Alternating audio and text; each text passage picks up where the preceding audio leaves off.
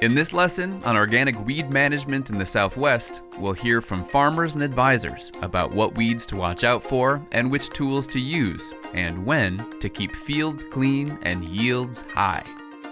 Let's start by learning more about just how much of a challenge weeds can be on organic farms in the Southwest.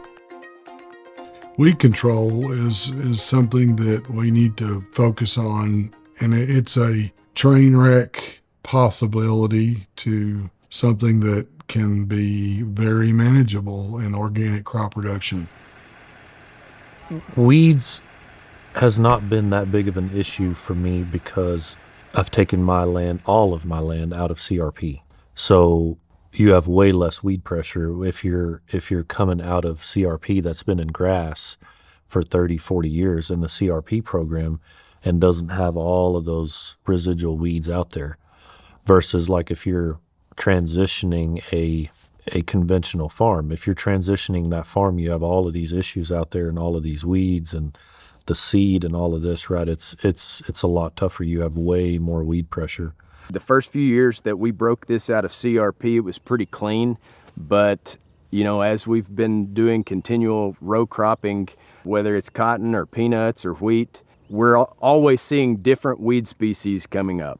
And it's usually our careless weeds is the biggest problem, careless weeds and tumbleweeds. Out here, we have a lot of careless weeds. We have tumbleweeds. Those don't really scare me. I mean, yeah, it's an issue that you have to deal with.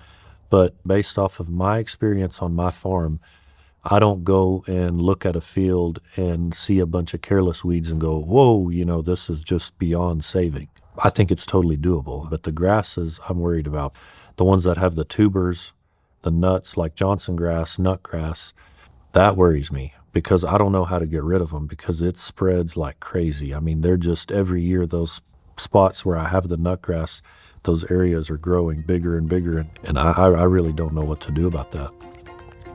So some weeds are easily managed, while others might prove harder to control. I know lots of folks are curious if there's any organic herbicides that can be used. That could be a solution to Theodore's grass problem after all. Is there something that he can use? Now, if you've got some issue, let's say you got a little cluster of Johnson grass or nut grass or nutsedge or Bermuda grass or puncture vine, or there's a handful of them that you want to deal with very quickly, then yeah, you can obviously go in once you've satisfied all the steps of 205.206. That's the rule underneath the Federal Register. Lists the things you've got to do to use one of these products that kills everything. It's non-selective. You can utilize this product and log it into your book. And which ones, you got to contact your certifier and ask them. They will tell you what you can use after you satisfy these rules. And so it's really not very usable. It sounds like there are organic herbicides, but they're not really a solution farmers can look to in most cases. So what are the tools and techniques farmers can use to control weeds on their organic farms in the Southwest? So this right here is what we call a rod weeder. What we use it for is to control weeds, knock out flushes of weeds before we plant. We use a moldboard and plow, so then we'll bed up our beds, a planting bed to plant on, April sometime, and then give it some time to germinate some weeds. And then we run this rod weeder through there, and what it does, it covers all of the ground. It wipes it out. You run through there and it'll knock out all of your weeds that germinated so that you start with the clean slate. That's the most important thing, like in organic, whenever you're starting, you have to start clean. You can see the rod on the front. Then that rod that's on the front runs through the bed, and it'll kind of knock the bed down as it does it. But that rod runs through it. That'll get all of the weeds that are in the top of the bed, and then the knives that are in the back, it's got those big long knives on it. They'll run on the sides of the bed. They kind of ride up on the bed, and they'll just strip out all of the weeds, cut them all off. And then we put the baskets on the back of it to kind of firm the planting bed back up. It's my experience that having a firm planting bed gives you better germination, and your planter rides on the bed better. It doesn't want to go down as much. All right, so this is a cultivator bar. It's a 988 cultivator from SM Fab, and we use this thing a ton. This is our workhorse around here on the farm. I've had it a few years. We list with it, which is bedding up our planting beds. We call it listing. It's got independent row units that have airbags on them, so it's got a little compressor built on the back side of it, pressure gauge on the top. So that's just to give you even downforce across the whole bar with the airbags. And then everything is adjustable. The depth, you can adjust all of that. And then your bar off discs, you can slide them in and out, up and down. And then as soon as we're done listing, we put these little duck feet, is what we call them, on there to pitch out to sand fight. It's a form of sand fighting, and it just throws a little bit of dirt. So we'll put that on there and run those until it's time to start controlling weeds, and then we'll put sweeps on there. That's what's on there right now. And then we'll just run the sweeps several times through the season. I mean, we'll make probably 3 or 4 passes in a field of running sweeps to control the weeds. Something that's new this year that we tried is we put the sweeps where the barn off discs usually go. It's not designed to put sweeps in there, but since I planted skip row cotton, we had some special brackets made, and we can put a sweep in the middle of the row so that you plow your blank row where you don't have a cotton row. So you can plow that. And that's a little tricky. You got to be real careful because it's not designed for that. It wants to kind of twist on you if you go too deep or if the ground is too tight, so you got to kind of watch it. But it worked great. I mean, I loved it. I planted some 2-in-1 and some 1-in-1, and that really helped us in our weed control, putting those sweeps in the middles. And it's beautiful when you walk behind it. I mean, it's just clean. So we use this bar a lot. It's a great bar. We love it. This tool right here is a tandem disc, and it's got a packer behind it. We'll use it in the summer if we have any kind of fallow ground. Since we're organic, we can't spray the weeds, and so you don't want to let weeds go to seed. That's a big deal in organic, is trying to keep your weeds under control and keeping them from going to seed. And so anytime in the summertime when we have some fallow ground, like behind some weed, or if we just laid some ground out, then we'll run the disc every time it rains to let the weeds germinate, let them get up, and then run that disc to just kill all of the weeds to try to keep our fields clean. This is a moldboard plow. We call it a breaking plow. It's an on-land switch plow, so your tractor does not drive in the ditch, in the furrow. It drives beside your trench. We plow typically like 10 to 15 inches deep. These are very, very common around here, and especially this brand. This is a Tattoo. Especially like with organic, it's a really good tool because like in the wintertime, we'll plant a lot of tumbleweeds just with the wind blowing them across your field. So you have a ton of tumbleweed seed that you can't do anything about. I mean, they blow in the wind.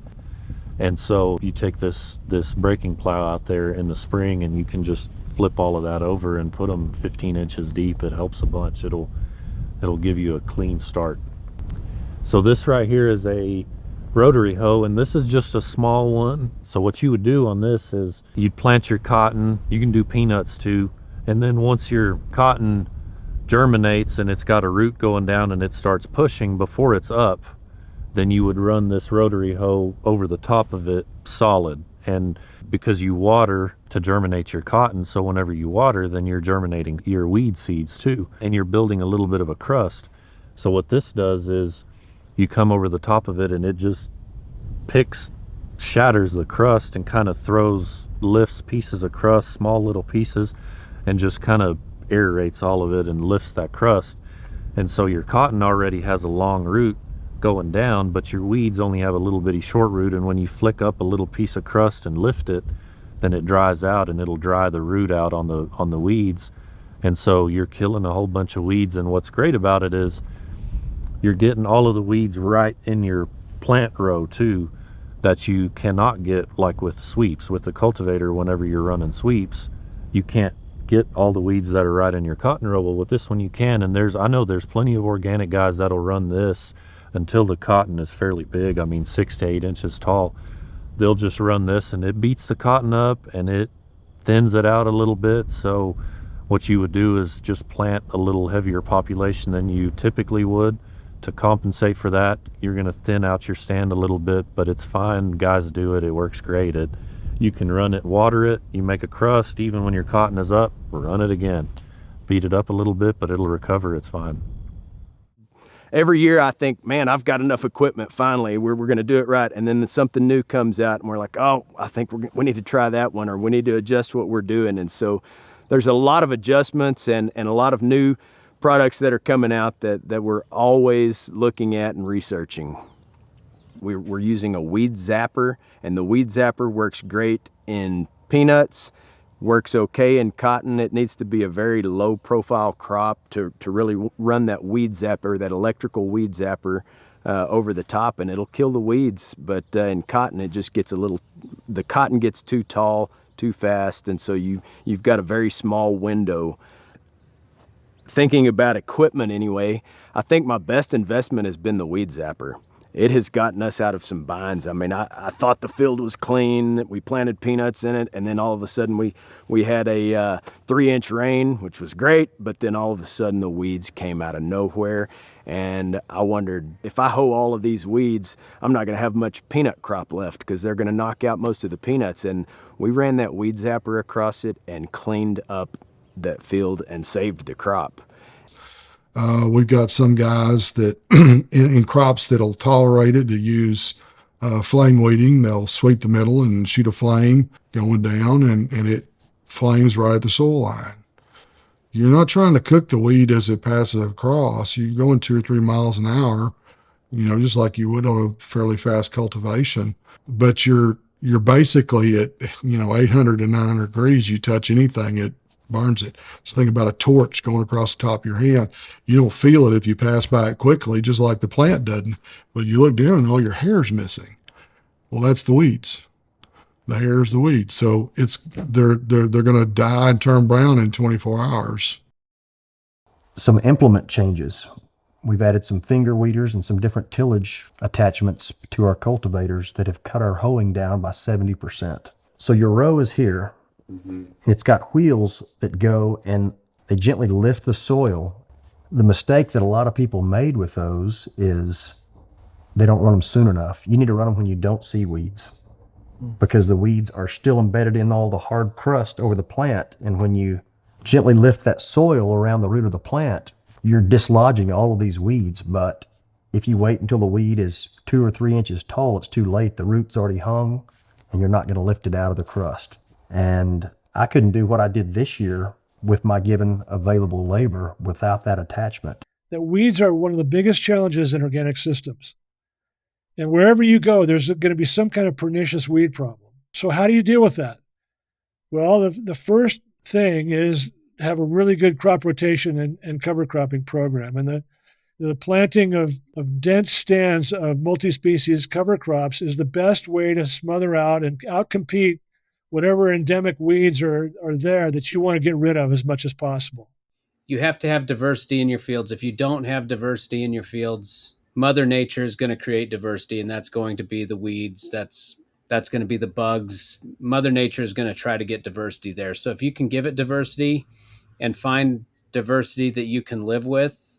And now what to do with that? And so we're headed back to the drawing board. Initially, our farmers have been very reluctant to include perennials in the crop rotation, but our new funding actually is going to look at precisely that, incorporating forages as well as possibly even perennial grains into the rotation, primarily as a weed or risk management tool.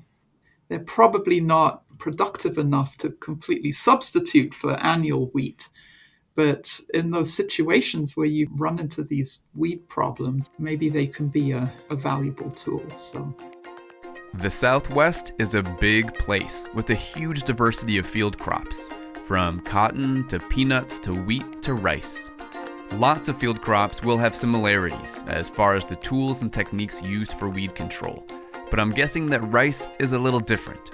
What's the 101 for organic weed control in rice production? And for the organic rice, weeds are, bar none, our number one pest. Really not much in the way of any sort of insect pest pressure and very little disease pressure. It's really weeds. And we split the weeds into two categories: grass weeds and aquatic weeds. We have two main ways that we deal with those. Kind of our standard practice would be, once we plant the field, we're raising the water up and wanting to keep everything submerged for about 3 weeks. And this is to try and drown the watergrass. We might bring the water up to 10 to 12 inches, and that's typically enough to control the watergrass. But the rice can only survive maybe 24 to 48 hours longer underwater compared to the watergrass. So it's really a balancing act to try to kill the grass, but give the rice a breath of air just in time and keep it alive. And then, assuming that goes well, then the next step is to start lowering the water gradually and eventually draining it all out and then keeping it dry for 30 days. And that's to try to dry up the aquatics. It's kind of a similar thing. The rice can outlast the aquatics in that situation. We keep them dry for about 30 days. And then when the weeds are dying and the rice is stressing and needing to be reflooded, then we put the water back on. It's remarkable how well it works. Not always, but it's a pretty effective system, and it's something that we've been doing for quite a long time. And it's one of those things that probably doesn't apply to many other parts of the rice growing world, but for us in our region, it's pretty much standard practice. Now let's put it all together into a timeline from planting to harvest. In weed control, it does start early. That I can't emphasize that enough. I have taught throughout the world, and I say this commonly: the first 30 days, don't sleep. You've got to be in the field. You got to be controlling weeds from before you plant the crop till after you plant the crop. You got to be controlling those weeds. What we have to do right now, it may not be the most sustainable practice there is, but it's pretty high tillage. We deep break just about every year before one of our main crops, before cotton or peanuts. We go in and list up pretty big beds. Then we rod weed it, usually twice before we ever plant. And if we can push that planting window back as late as possible, then that's usually better for weed control, because we can get that last little flush of weeds right before we plant. And you better not ever plant into a field that has a few little weeds here, because if you see a few little weeds, there's usually a lot more coming or a lot more out there that you're not seeing. And so if we see any weeds at all in our circles, we're going to rod weed it one more time before we plant, because you better start out clean. If you don't start out clean, you're going to get behind. And so we rod weed, plant, and then right after we plant, if we can get a crust from our irrigation or from our rain, we'll get in there with our rotary hoe, and we'll try to run that as often as possible. Anytime we either water it, irrigate it, or rainfall, we'll go in there with a rotary hoe and try to get as many weeds as we can. And sometimes that means planting a little higher population of our cotton or peanuts, because we know that we're going to get in there and be pretty aggressive with our tillage practices, and we're going to get in there and get aggressive, and we're probably going to knock out a good bit of that cotton, but at the same time we're going to knock out a whole crop of weeds as well. We do probably plant 10,000 seed per acre more on our organic. I did this year. I think I got it a little heavy, but we run a rotary hoe over it twice, and we thin it out a little bit then. And then once the cotton is up, 3 or 4 inches tall, we're going to get in there and start cultivating and try to use our finger weeders and as many things as we can just to ruffle that soil and get as many weeds as we can. And then every time the pivot would go around, we let it dry 2 days, and then we cultivated it. And we never let the pivot go around twice without cultivating. Mm-hmm. And that's the first year that we've been so diligent and by the book on that cultivation practice, and it paid huge dividends on the weed control. We're going down that row. We're getting right up next to the plant with those finger weeders, and we're getting everything taken out with the sweeps going down the row. We're going to do that until we just can't go through the crop. And that's that first 30 days. That's typically what we're looking at. Hot temperatures make this crop grow fast in Texas, and so we're out there until we can finally just can't get through it. It's what we call lay-by. Everybody understands that, and then we're done. Except for, usually I've got all the weeds out of the row. That was the easy part. Now I've got weeds that are coming up in the row. And I don't know if you know much about pigweeds, but they'll be sticking their head above our crops fairly quickly. And so then we'll come in with a weed zapper. And in the peanuts, like I said, we also run that weed zapper, and we'll try to run it as close to the peanuts or to the cotton as we can and get any weeds that are sticking up just a little above the crop. It should zap those. And then lastly, this is something most of the world doesn't do, but we have hoe hands. We have hundreds of hoe hands that go through and work out a field.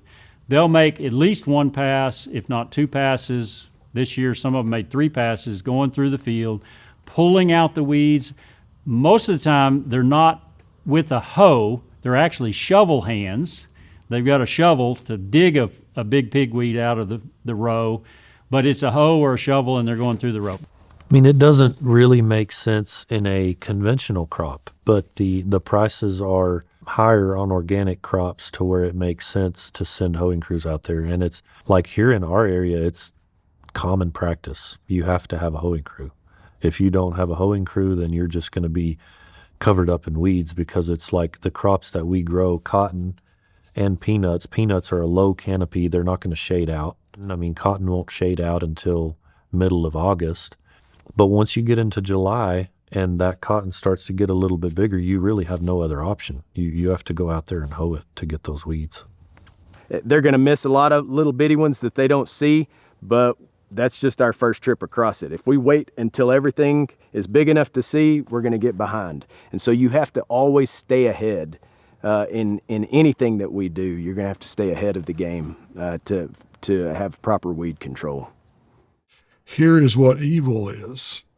Any plant that produces weed seed, you scorched earth, nuclear event, you get rid of it. Reduce your weed seed bank constantly. It needs to be reducing. It's a seed. It's like a battery. A battery doesn't last forever, neither does a seed. If you go into a transition, it's going to take you 7 years to reach that point at which you can say, wow, I'm getting over this.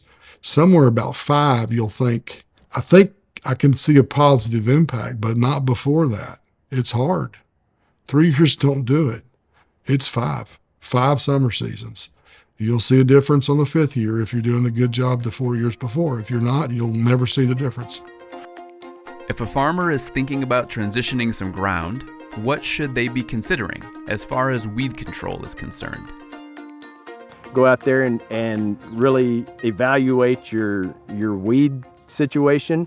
If it's a farm that produces weeds year after year after year, and it's a constant battle and they're hard to control even conventionally, I would probably think twice before transitioning that, because it's just going to get worse. If you can't spray anything out there, you can't spray a pre-emerge herbicide out there to help, it's going to be worse. And so weed control is probably one of the biggest hurdles to overcome. Let's wrap it up with a little bit of an elevated view on organic weed control in the Southwest. What are some of the shifts in perspective necessary for success? I've had to change my mindset from an elimination mindset to an abundance mindset. And so I now look at a weed as it's there fixing an issue that I have missed, I have not addressed. I look at every single species as white blood cells to help heal that wound, heal that scar that we created. I don't really have a good term besides using there are different species versus talk about them as weeds. I think folks who've been growing organically understand that you just rarely do you have a silver bullet to manage a particular pest problem, and absolutely for weeds, you don't have that. So you have to be thinking more prophylactically and holistically about what's realistic in terms of what I can grow here, how much of a marketable crop I'm going to get, the fact that you're going to have to rotate. I mean, it's not an annual, vegetable production. It's not a question of do you rotate? It's how complicated is your rotation?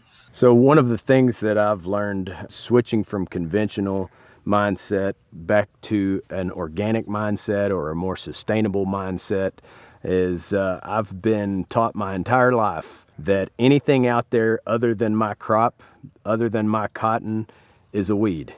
And that does hold true, I think, when you're doing row crops. We're obviously not going to let the pigweed or tumbleweeds get out of control out there. But at the same time, I'm trying to kind of change my mindset where I'm planting the multi-species blends, and if something were to pop up with those, whether it's a careless weed or morning glory or something like that, I'm not necessarily looking out there and saying, oh man, I've got to get rid of that one right there. It's out there for a reason. I mean, that land knows what it needs, and I'm trying to train myself to be okay with a few things out there that are growing that I didn't necessarily plant. But at the same time, when you're growing a row crop such as cotton or peanuts, you better keep it pretty clean. And so it's a balancing act. You'd like to have a multi-species blend out there, even if it's something you didn't plant. But at the same time, on a row crop, you better keep it clean or you won't be in organic very long.